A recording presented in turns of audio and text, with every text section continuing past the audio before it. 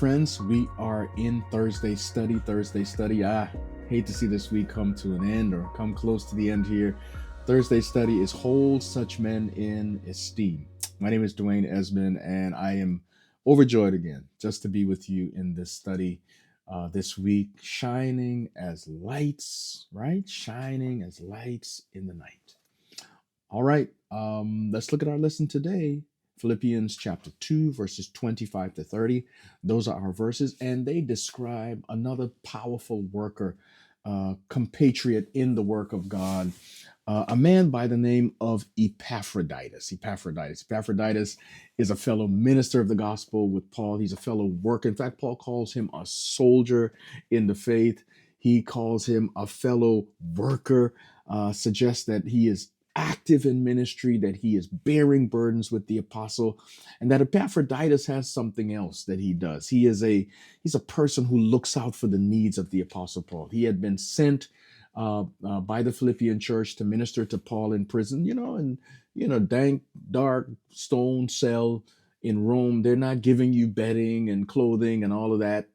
That stuff you had to get either from purchasing it, if you had means to do so, or you had to get family members and friends to bring stuff to you. And Epaphroditus made sure on behalf of the Philippian church that Paul was cared for. He took care of him in prison. He even got sick, got very ill, these verses tell us, and was even unto death. But God spared his life, brought him back, spared Paul's life, brought him back as well from the challenges of ministry and of just, the human nature being weak and being broken at times. But God restored him. And Paul sends him back hastily, speedily to the Philippian church, perhaps because of what was going on in the church at the time. Remember Philippians chapter 1, verses 2, verses 1 to 5, in which Paul talks about do nothing out of selfish ambition, right? He says, but esteem others higher than yourselves. He says, don't look on your own interest, look on the interest.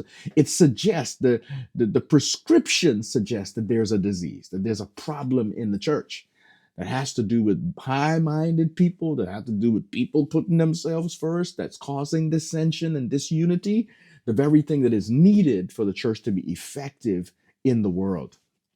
So he says, I'm sending Epaphroditus to you. I'm sending Timothy to you. I'm hoping that they can shore up whatever's going on over there at that church. This young man is a messenger. He is a person carrying this message to the Philippian church, this letter to the church. He was the one of the Philippians who was entrusted with financial gifts. This was a trustworthy person who could take money and nothing would be lost. That's Epaphroditus. And so Paul says, church, receive him warmly.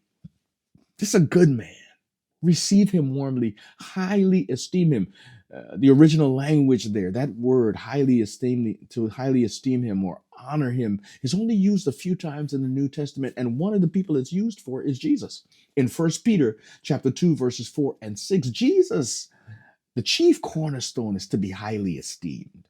Epaphroditus is in that club, along with a few others. The centurion whose servant was highly valued. That centurion, the people begged, they said, he's worthy that you should help him, Jesus. He was highly esteemed, even though he was a Roman centurion. Epaphroditus is in that club. And so should we. We should be in those clubs. We should be thought of that way because of our faithfulness to God. Not that we grasp it, but people should see our faithfulness, see our commitment, and say, worthy to be esteemed. Both men and women. May God bless us today as we study.